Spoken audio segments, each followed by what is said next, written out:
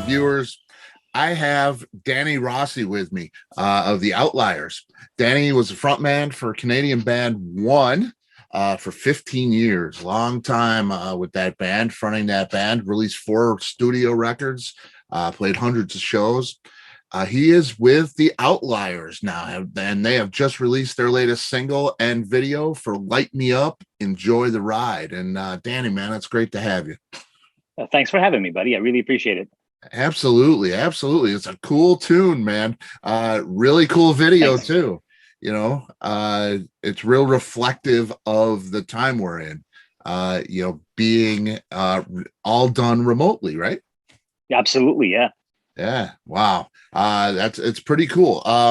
That makes me wonder, it's kind of each person, it kind of tells the story of how you guys got it together. Is there more music? Is this a band? Are you guys together? Are you making music, writing? And will we see more from The OutLiars? We're actually, I'll say, a third of the way done on the our second release. It was just a little bit difficult. We had curfew here, and you can't get no gatherings, this and that. It made it a bit difficult. So basically, like John and I would send riffs back and forth to each other. If I came up with something on guitar, I'm like, dude, check this out, and like I'm no lead guitarist, man. I just like being a simple rhythm, just give me a guitar and bring. And that's it, or a few guitars. Yeah. Well, that's different tunings, from my previous band. I had to have all those guitars, I played 3 songs. I had to have 3 guitars, Not a bad thing. No, listen, I love playing guitar and just sitting down. And so it doesn't bother me to collect them, and upgrade. Absolutely. So, yeah. But yeah, so like we had been sending each other stuff back and forth till we kind of all decided that, okay, this is the song we like. Let's try and see where this goes. So John had laid just like a simple bed track and sent it to Max. Max is good with arrangements and ideas as well. He's very creative, our drummer. Okay. And so it came back, with some extra ideas in it. And then like I said, it was just difficult to get stuff recorded, this and that. And it's taken longer than we want, but since we can't get into we couldn't. I mean, now I think we can, but like we're already pretty much most of the way done with this song. But I guess for future ones, I even wrote in our little group chat. I'm like, wasn't this much easier when we were all standing in a room together? Yeah, yeah, no kidding. So it did prove to be a bit difficult, but I mean, but we got it now. John, I think, is almost done re-recording over Max's drum track, and then and that's what I'm waiting for, just to get a clean track. Because I'm a bit of a scatterbrain sometimes, if the track has something unclear, because of added parts, like it throws me off. I can't concentrate. Hey, that's an advantage, man. Yeah. You hear those things, and that's cool. Yeah. Yeah. Where are you recording? Everybody is pretty well equipped at home. They all have their own stuff, except for me. I mean, I got some stuff back there. Don't get me wrong. Like, if I want to record ideas and stuff, but when it comes to vocals, and also quality of recording, I'd like to keep things professional. I want it to sound pro. I don't want it to sound like I was in my house recording in a small room and I put a couple of bed sheets up on the wall. Right. I'm not like that. I'm not 16 years old with my first garage band. We've all been around a little bit. We wanted a professional recording. So I go see my buddy Kevin. We became good friends. I recorded my last 3 albums with him. He's from the band Slaves on Dope out of Montreal. I mean, they were signed to Sharon Osbourne's label, their Divine Records, years ago, and they toured Ozfest and stuff. So Kevin's got a lot of great experience, and I love working with him. So we went in to record vocals, and then we're like, you know what, dude, do you like the song? You want to mix and master? Like, it's like, so, and yeah, man, he did a fantastic job, gave his input, his ideas, almost like producing the song, even though it was pretty much done. But it's like, you need more guitar here, and let's overlap some, get some extra vocal ideas here. Give me some guitar, like a simple guitar over the chorus in the background, Right. All the added stuff that made the Light Me Up song what it is. So it changed everything. Like we already loved the song, and now it was like, oh wow, that's a great idea, you know? Yeah, and that's what a great producer does. Yeah, It's that extra absolutely. set of ears that just pushes it to a whole another other level. You Well, yeah, know. you're not personally connected to the song. Mhm. It's you get an outside view. Yep, yep, and that's helpful. And it's good to have a guy like that in your corner, no doubt. And that song is something else. I mean, there's a link. There'll be a link in the bottom of the video. Check that song out. You'll want to hear more. I promise. It's Thanks, it's a, man. it's a great tune. It's really great. And I got your name and the Outliers tune. All that information hit my desk, and I wasn't aware of one. I'm in Chicago here. It didn't make it down south to far enough south for me. I listened to one and I was blown away. So much great music there. You Thank you. did a lot of great work for a long period of time there. How is that band different from what you're doing with the Outliers? Um, well, I mean, one was always heavier rock, just hard rock. Mhm. But I I like pop melody. Like I like to hear a song and I like it to be catchy, and it doesn't necessarily have to be cheesy. It just has to have like maybe a catchphrase, something you want to sing along to. That's always been my thing. And the music was just getting a bit heavier, and it was kind of like taking away from what I what I'm not going to say comfort zone, but how I like to write. I want people to sing.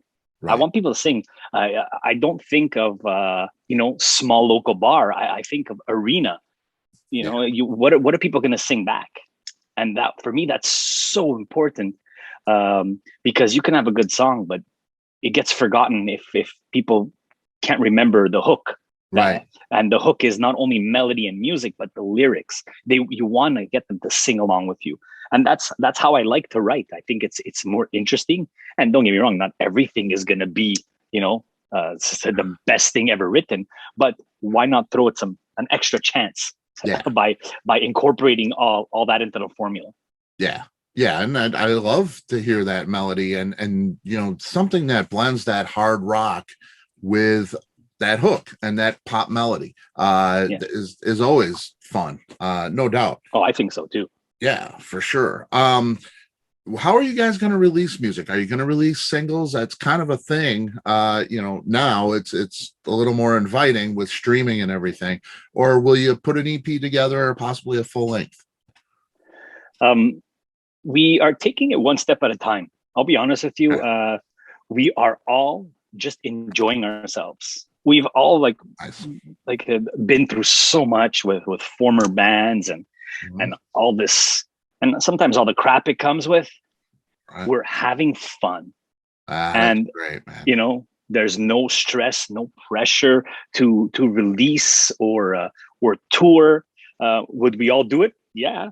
We've discussed it. Yeah, we're ready to go, but Uh, take our time, do it right. We have all the time in the world.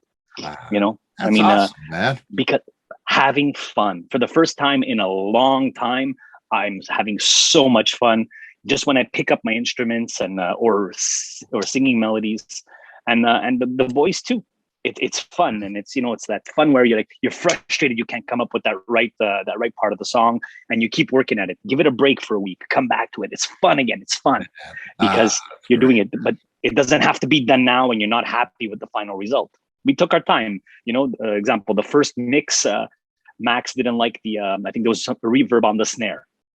Okay. He goes, I think it should be a bit drier because it's almost like an old sounding blues rock song. So Mhm. he goes, ask Kevin if he can take that reverb off the snare and make it sound, more vintage. That's the vibe the song gives.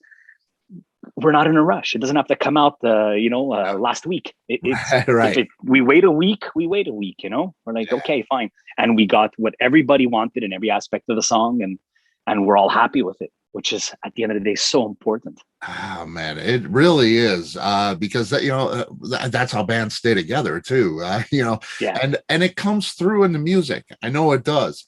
When if everybody's miserable, you're going to hear a little bit of that in the music. It's tough to hide emotions coming through emotional music like you're playing. Absolutely. Yeah, so I'm looking forward to what you guys do in the future. Everybody's in a happy place. It's going to be bright, man. It's going to be bright. I know it is. Um, what's your journey in music? Take me through your journey a little bit. Did you have formal lessons and training? And I know you saved your money to buy a bass. Yeah. So tell me about that. What drew you to the bass, and how did you start your journey? Okay. So an older cousin, way back when I was very early teens, he he introduces me to Motley Crue. He plays Motley Crue, and I'm like, wow, blew me away, right? And it was actually their first home video of uncensored, uncensored. So Oh, like they're just it's right after Theater of Pain, before Girls, Girls, Girls, right. and it's like oh my god, I become obsessed, Mhm. and so now I want to just like write songs and do some backup vocals and play bass, right? So you know, work all summer, save my want to upgrade to a better quality bass, so I go do that, and it's still there. That's the sound gear, Yeah. picked it up uh, at the local music store, and I love playing bass, but I just wasn't getting any better at Yeah. it. I'm like, no matter how many hours a day I play, okay. And for the lack of finding a singer, I was just kind of singing a little bit. Sure enough, I'm singing better than I'm playing bass. Yeah. Right. So, Right. so I'm like, okay, maybe we got something here. It's easier to find a bass than as a singer.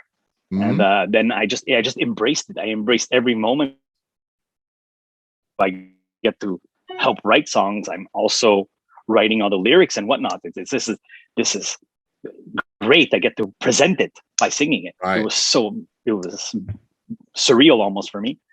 But I traded in my first bass, picked up an acoustic guitar. So you sit at home, you play, change it up a little bit, and then when things started getting serious with the band one, I went to get some classic singing, vocal training and singing lessons. We'll say, to really use my voice properly, so I wouldn't be burnt out after an hour. Yep. So I found this crazy guy. I think maybe my cousin or something. I think I called him up. I said, you took some training. He goes, give me that guy's number. So I got it. And this guy combined all the techniques, which was wild. He combined techniques from the ancient Roman civilization to Japanese to American. Wow. He kind of put them all together to create his own kind of thing. And I still use those exercises, those warm-ups before every studio session or show. I've been Mhm. using them for over 15 years now, I guess. Yeah. That's They awesome. still work. They still Yep. work. Yeah. See, and that's imagine if you don't do that. There's a lot of guys. Some can do it without any training and just kill that voice every night. But not everybody can do that. And it's I love hearing that. I love hearing that you took that extra step to treat your instrument right. Well, yeah, you don't realize, but if you're not using it properly, you're causing damage each time. Mhm. And then by the time you're 50, 60 years old, your voice is extinguished. You can't sing a note for the life of you. And Yep. some people works out. I believe Rod Stewart was a perfect example. Didn't use his voice right when he was younger as a rock band, but that voice is iconic now for the music he does, right? Right. It's like Yeah. it's geez. Yeah, no kidding. No kidding. Now you mentioned Motley Crue. Um, what do you listen to when you're not creating your own music? Not just Motley Crue, I'm sure. Yeah. No. Do you span a lot of different genres of music? It depends my mood. So basically, when I'm driving and people are idiots, I'm listening to Pantera There you because go. I can always tell he's angrier than I am. Uh, but if sometimes I'm just in the kitchen cooking supper, and you put on some Frank Sinatra. Very nice. I mean, being of Italian origin, it's right away going towards Frank Sinatra, and I just, like I said, I love music as long as it's catchy. Even if it's I'll say I always tell people Bruno Mars. Mm-hmm. Not a fan of the genre, the style of music. I'm a rock guy, but the first time I heard Uptown Funk, I was like, wow, what a song. What Yeah. a song. This is so catchy. It's so great. I said, Mm-hmm. I don't think I'm going to play it on repeat in my house, Hey, but hey. but I'm not going to change the station either. I'm like, this Mm-hmm. is such a groovy song. Yeah. It's almost like jealous I didn't create it. It's phenomenal. Yeah. And that's I just don't put any boundaries. I don't care. It's good. Right. Yeah. Yeah. And that's an appreciation for the musicality of it. And that's a beautiful thing, man. Uh, let me play a little game here with you. You choose your catalog. Sure. Okay. We're going to that desert island. Instead of one disc, choose a catalog. So you got Motley Crue. I know you're a fan of. What about like Metallica? Do you take a Motley Absolutely. Crue catalog or a Metallica catalog? Uh, it's hard. Either one you take, you're going to get bored, right? If you're on the desert island. But Jesus, it's no. I would take Motley Crue. I would still take Motley Crue. And no offense to Metallica, I love them to death. Trying to play Metallica riffs is what made me better at guitar. So. But yeah, I think I just like, because Motley Crue has always incorporated more of that pop melody a little bit more into their music than Metallica. Right. So it's the only reason I would take it.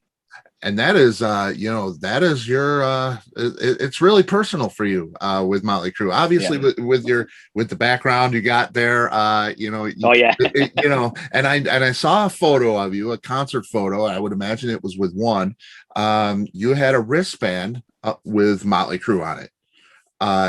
It was the Motley Crue girls, girls, girls script, kind of like for the cover. It said Motley Crue on it. Yeah, I think I did. I wonder where that went. Yeah. But I saw that and I said, man, that is you're a fan, man. You're a devoted fan to that band, and they've done a lot for you.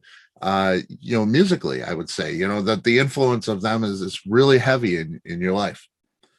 Yeah, man. I remember years ago I was on tour and we were in Florida, and Vince Neil had a club in West Palm Beach, Dr. Feelgoods. Mm-hmm. So we're on a day off, and we're like, guess what? Vince Neil's hosting. I think it was Ladies' Night on a Monday. He's at the club. Oh, so I'm like, well, I said, I'm going. Whoever wants to come with me can come. I'm going. I don't care. So I went, and there he's just standing there, sipping on some champagne, and I was like, okay, I can't even go say hi. I can't. I had to get a couple of drinks in me, and a couple of shots just to muster up the courage, to just go and say hi. And I did. And I went over and I'm like, I go, hey, Vince, I go, I don't mean to interrupt you, but I have to tell you something really important. I said, I want to say thank you. And I said, it's because of you and Motley Crue that I'm in a band and I'm on tour. And I go, it's a day off. I saw you were here and I was hoping I'd get to meet you. And he's like, wow, man, thank you. So I said, look, I go, can I buy you a drink to show you? I didn't care if the drink cost $100. If you took some top shelf stuff, I said, can I buy you a drink? And he goes, no, man. He goes, come on, I own the club, And I'm like, I go, obviously I know you own the club. I said, but I said from Montreal, and it's the way we, and I'm like, Italian origin, it's the way we show respect. I just wanted to buy you a drink. He goes, nah, man, keep your money. It's okay. Save your money. He goes, I'm just sipping on champagne. I think at the time he might've been a little on the wagon, maybe trying not to exaggerate. Right. But I thought it was very classy of him, Mm-hmm. To refuse a drink, it's like, yeah, pay me a drink. Let's go. Bring more money into my establishment, Right. He doesn't need the money. He has the Motley Crue money. Yep. But yeah, that was how much they meant to me. I had to go say hi and thank you. Yeah. Oh yeah, absolutely. And I always try to do that. And from yourself to Vince Neil to anybody else. You guys are creators, you're artists, you enrich lives. No matter on what level. I appreciate, when I'm listening to that one stuff and this new single, I am appreciating what you're giving me. It's precious, man. It really is. My life wouldn't be the same without all that kind of thing. And oh yeah, I appreciate you as an artist, thank you. In the same level as a Vince Neil. So I appreciate all of that in the world. What about like Tell me, like a Prince or a Michael Jackson? Prince. Yeah, yeah. Beatles and Yeah. Stones? Beatles. Beatles. There you go, Yeah. man. That's very cool. There's that's one of those where I think the Prince Michael Jackson's very similar to that Beatles and Stones thing. Uh, Yeah. and I love them all, of course. And I'm sure you do, appreciate Yeah. both sides of the fence. Amazing music, all of it. Absolutely, and yeah, it's pretty cool to have all of that and to draw from that. When you're writing, speaking of drawing from it, Yeah. what is do you feel like you want to? I know you don't want to copy anybody, but what is there a genre that you think about when you're writing, or does it just kind of happen? Do you sit down and say, I'm going to write a really catchy chorus here, or does it you just start riffing and it happens? I like to try and come with the melody first, and then afterwards the lyrics. I don't try and copy anybody else, but sometimes I've always had this grandiose vision, and I'm like, let's bring in a gospel choir to do backup vocal. Like I'm crazy sometimes, and everybody's got to calm me down. Love that. Come in, and one day I'm like, for one of my old albums, it was like, okay, this song, no distortion whatsoever, and everybody looks at me like I'm insane. I'm like, no. I go, it's a soft song. I said, it's a poppier song. There's nothing wrong with experimenting. Just because you're hard rock, it Mhm. doesn't mean you can't have a song with no distortion. Even your solo doesn't have to have a distortion if it calls for it, if it feels right, if it feels, but I'm like, just out, all distortion out. And everybody's like, no, we can't do that, including my buddy Kevin, the producer. He's like, no way. He's like, no. But he goes, let's go through maybe the Fender amp and have a softer distortion for the song. Oh, okay. Well, I kind of got my way. Right. A little bit of compromise. Yeah. Yeah. But yeah, it's obviously not the same as a Marshall or a 5150 head or an orange amp, with distortion on. You got that nice, Fender distortion, which worked out fine. The end results were great. Yeah. But I still to this day I wonder what it would sound like if we did remove all that distortion. Right. Yeah. And yeah, I mean that's diversity in your music taste. I always invite that into my world. I love hearing that kind of thing. I remember it makes me think like Queensryche on their Promised Land album. And I love the band. I've always loved that band. Heavier band, a little more progressive, but they do something like Someone Else. And it's a piano and Tate's voice. It's just that's daring. It's really brave and courageous. I think musically to do something like that. You're talking to a hard rock crowd, and you're doing this piano voice thing. It impressed me, and and I to this day it has a heaviness to me in a different kind of way, not a distorted guitar riff kind of thing, but I listen to that song and it makes me just tense up, and it's just fills me up. There's nothing wrong with that. I think you're absolutely right. It just sounds good, and it doesn't matter. Yeah, I totally agree. And I hear you talk about these kinds of things, and I got the one song from the Outliers and I can't wait to hear more, man. I just can't wait to hear more. I look forward to it for sure. What do you do when you're not writing or creating? What kind of hobbies you got? I see a lot of cigar pictures, man. Yeah. So I work at a cigar lounge. Nice. So I've become good friends with the owners. I knew them before. They approached me to go work for them, and I was like, this is my organizational skills, creativeness. It helps in everything. So I work there a few days a week, and cigars has become like a little bit of a passion on the side.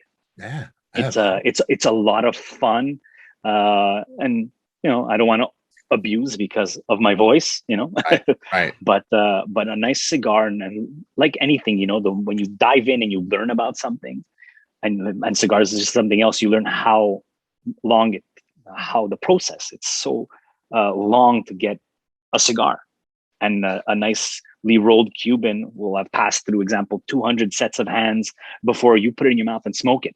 From planting the seeds to cultivating and drying, separating, it's amazing. It's an amazing process. So it's just another passion on the side. Yeah, yeah, it's very cool. Yeah, it's an art in itself for sure. Yeah. Very cool. Now you mentioned playing live with Outliers. You guys would like to do that. Of course, there's no plan yet. You, No. you ever think about you were born, raised Montreal, right? Yeah. You ever think, being a Motley Crue fan and stuff and that whole LA scene, like at that time, have you ever thought about coming down here to the States? Well, I did actually with the previous band. Okay. We toured in the States all the time, and another amazing moment in my life was the first time I played the Whiskey a Go Go. Oh yeah. First time I was nervous in over 10 years on stage and playing shows. It got me a little rattled, like it was the first time ever I stepped on stage. But then after that, I played it like another 5-6 times, and it was like, okay, this is just another gig, But it's still the Whiskey a Go Go, and Yep. And we did like everybody does. You finish your show at the Whiskey, you go to the Rainbow, you grab a drink on the patio, and Lemmy's there. Lemmy's having a drink back when he was still with us, and we got to meet Lemmy. It was amazing. But I moving down, I don't know. I don't know if it's for me. I really love where I'm from. Would I have a second home? Yeah. Don't we all want one of those? Yeah. Spend my winters out in California or somewhere warm, guaranteed. But to move there, no, never. It was never really an option. Just trek it, hoof it down there, tour, and you come back home. Home is good. Yeah. That's good to hear, man. That's really good to hear. Hey, man, I hope you guys get it all together and you're able to tour and everything's lifted and we can hang. I'd love to see you down here in Chicago area. Oh, believe me, all of us, I think, would love nothing more. Yeah, that's cool. But we're gonna have to write the songs first, and maybe more than an EP. I think we'd want an album, if anything. Yeah. But one at a time. One at a time. That's how we're doing it. Yep. Take your time, have fun, my friend. I look forward to future music from you, man. Well, we'll definitely get it out to you. That's for sure, buddy. All right, man. Hey, let's hook up with the next single for sure. Absolutely, man. All right. Hey, Danny, I appreciate you, man. Thanks for hanging with me. And thanks for having me on your show, buddy. I really appreciate it. You got it, bud. I'll see you soon. Have a good one. All right, you too. Bye-bye.